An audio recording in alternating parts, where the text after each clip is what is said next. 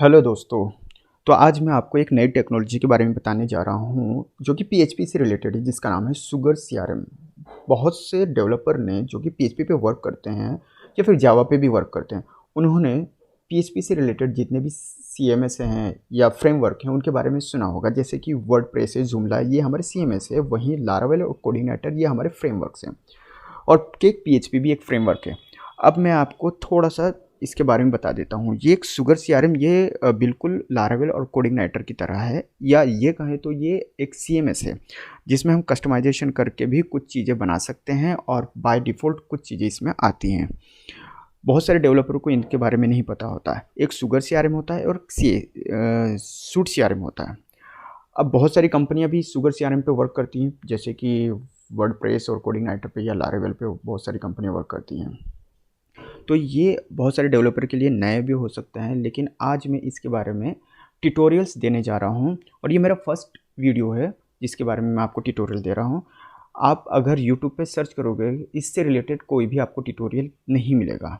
तो ये ताकि सबको नॉलेज मिले, शुगर सीआरएम क्या होता है, सूट सीआरएम क्या होता है, उसके बारे में सब अच्छे से सीखें, इसके लिए मैं ये ट्यूटोरियल्स बना रहा हूँ। अब यहाँ पर बात करते हैं कि इसको सीखने के लिए क्या करना होगा। आपको यूट्यूब पे तो कुछ नहीं मिलेगा। अगर आप इसके डॉक्यूमेंटेशन में जाओगे तो शुगर सीआरएम के सिर्फ डॉक्यूमेंटेशन ही पढ़ के आपको सब कुछ समझ में आएगा, उसके अलावा और कोई इलाज नहीं है। तो अब मैं आपको इसका जो भी फंक्शनैलिटी है वो सिखाते सिखाते ही आपको दूंगा। मैं डॉक्यूमेंटेशन पढ़ के नहीं बताऊंगा आपको, वीडियो बहुत ज़्यादा लंबी हो जाएगी। तो सबसे पहले मैं आपको थोड़ी सी बेसिक नॉलेज बता देता हूँ। ये हमारा इंस्टेंस है। इंस्टेंस ये होता है हमारा, एक्चुअली ये इंस्टेंस हमारे AWS का जो क्लाउड है वहाँ पर है, उससे ये कैच है, लेकिन ये पूरा लोकल है। ये मेरे VPN से कनेक्टेड है, कंपनी ने मुझे प्रोवाइड किया है, जो कि मेरा खुद का है ये इंस्टेंस। और इस इंस्टेंस को, इस शुगर सीआरएम को कैसे इंस्टॉल करना है अपने लोकल पीसी पे, वो भी मैं आपको बता दूंगा। लेकिन नेक्स्ट वीडियो जैसे आते रहेंगे मैं आपको उसके बारे में बता दूंगा। अब ये क्या होते हैं, ये बेसिकली अगर हम देखा जाए तो हम इसको मेन्यूज़ कहते हैं। ये मेन्यूज़ हैं, लेकिन यहाँ पर जो हम यूज़ करेंगे वर्ड वो है मॉड्यूल। तो ये अकाउंट है, कॉन्टैक्ट है, अपॉर्चुनिटीज़ है, लीड्स है, कैलेंडर है, रिपोर्ट है, ये हमारे मॉड्यूल्स हैं। ठीक इसी तरह यहाँ पर जो आता है ये ड्रॉप डाउन, इसमें भी ये मॉड्यूल्स हैं। अब ये जो ब्लैक उसमें दिख रहे हैं ये हमारे क्या हैं, ये हमारे मॉड्यूल्स होते हैं, और ये कस्टम मॉड्यूल्स होते हैं। ठीक है, अब मैं आपको बेसिक बताता हूँ कि इसमें फील्ड कैसे क्रिएट किया जाता है। तो सबसे पहले मैं आपको फील्ड क्रिएट करना बता देता हूँ। हम प्रोफाइल में जाएंगे, एडमिन में जाएंगे। एडमिन में जाने के बाद यहाँ पर हमें क्या सर्च करना है, स्टूडियो। ठीक है, स्टूडियो में आना है। जो आपको account, contacts, opportunities, lead, calendar, ये मॉड्यूल दिख रहे हैं, वही सेम मॉड्यूल आपको यहाँ भी दिखेंगे। अब यहाँ पर अगर आप क्लिक करते हो, वही मॉड्यूल यहाँ पर आइकॉन के रूप में दिखेंगे। अब यहाँ पर मैं फील्ड्स पे क्लिक करता हूँ, अकाउंट्स के फील्ड पे। अगर मैं यहाँ पर जाता हूँ, एक अकाउंट पे क्रिएट करता हूँ, क्लोज कर देता हूँ। अब मुझे यहाँ पर बहुत सारे इनपुट बॉक्स दिख रहे हैं, यहाँ पर फील्ड्स भी दिख रही हैं, जैसे कि अब ये अमाउंट है, चूज नंबर है, एंटर द अमाउंट है। अब यहाँ पर ही मुझे कुछ क्लाइंट के हिसाब से, क्लाइंट चाहता है कि मुझे यहाँ पर एक फ़ोन नंबर एंटर होना चाहिए, इसकी एक टेक्स्ट फील्ड दे दीजिए। तो मैं क्या करूँगा, अब एक टेक्स्ट फील्ड बनाता हूँ, किसके ऊपर, अकाउंट के ऊपर। तो मैं क्या करूँगा, अब यहाँ पर अकाउंट पे आता हूँ, फील्ड्स पे आता हूँ, और यहाँ पर सर्च करता हूँ फ़ोन। तो फ़ोन की तो ऑलरेडी है, अब हमें नई तरीके से तो दे नहीं सकते। लेकिन अगर क्लाइंट की रिक्वायरमेंट है कुछ अलग लेबल या फिर कुछ अलग चीज़ के लिए, तो मैं आपको एक डेमो फील्ड बना के दिखा देता हूँ यहाँ पर। ठीक है, ऐड फील्ड पे जाना है आपको। ऐड फील्ड पे जाने के बाद आपको यहाँ पर सिलेक्ट करना है कि फील्ड का डेटा टाइप आपको क्या रखना है। डेटा टाइप जैसे कि हम HTML या फिर MySQL में, ये डायरेक्टली कनेक्टेड होता है हमारे डेटाबेस से। ठीक है, तो ये टेक्स्ट फील्ड मतलब हमारा एक इनपुट बॉक्स बनेगा, टेक्स्ट एरिया, यहाँ ये हमारा एक टेक्स्ट एरिया बन जाएगा। ये रेडियो बटन, ये फ़ोन नंबर, ये मल्टी सिलेक्ट, मतलब जो हम मल्टी सिलेक्ट ड्रॉप डाउन करते हैं उसके लिए है। ये डेटा, ये बहुत सारे हमारे डेटा टाइप्स हैं इसमें। जैसे जैसे ये अपग्रेड होता जाता है, अभी इसका में वर्जन देख लें तो इसका वर्जन है 11.00 और जो लेटेस्ट चल रहा है वो 11.3 चल रहा है शायद। ठीक है, तो हम पीछे वापस, ये डॉक्यूमेंटेशन है, आप यहाँ पर डॉक्यूमेंटेशन जाके पढ़ सकते हैं। अब यहाँ पर आपको डॉक्यूमेंटेशन पूरी तरह से, ये देखिए यहाँ पर आपको जो चाहे वो पढ़ सकते हो। 11.3 ये नया डॉक्यूमेंटेशन के हिसाब से जो अपग्रेड हुआ है वो 11.3 का है। ठीक है, इसका वर्जन चेंज हो चुका है। अभी मैं पुराना वर्जन यूज़ कर रहा हूँ, लेकिन फंक्शनलिटी आपको सेम ही मिलेगी। तो मैं बैक जाता हूँ या फिर मैं स्टूडियो में जाता हूँ, यहाँ पर आता हूँ मैं अकाउंट में, अकाउंट्स के अंदर फील्ड्स में अभी मैं एक डेमो फील्ड बनाता हूँ।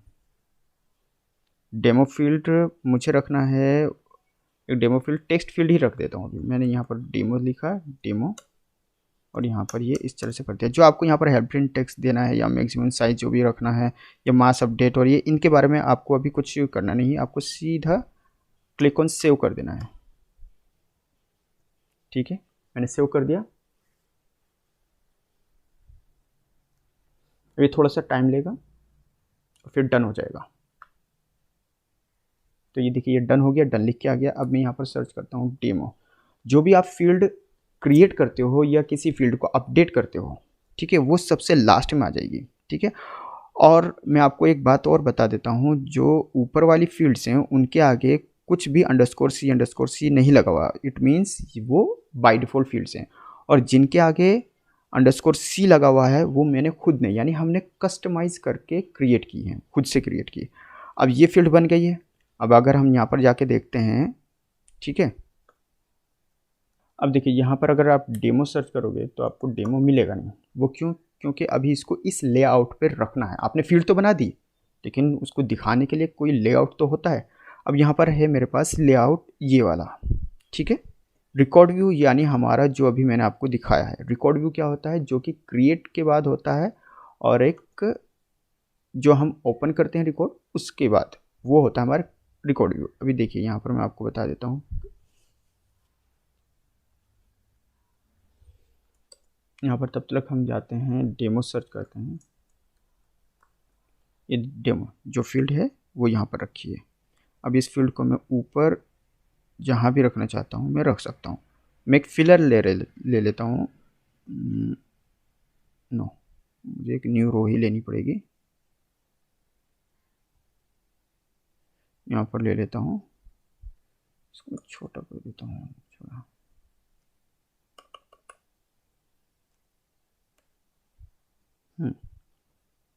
अब यहाँ पर डेमो से यहाँ पर मैं ये रख देता हूँ। ठीक है, अब इसको सेव एंड डिप्लॉय करना है। सेव एंड डिप्लॉय हो गया। ठीक है, अब ये जो आपको दिख रहा है ये आपका, भी मैं कॉन्टेक्ट में हूँ। ठीक है, ये आपका जो लिस्ट व्यू है, ये लिस्ट व्यू है।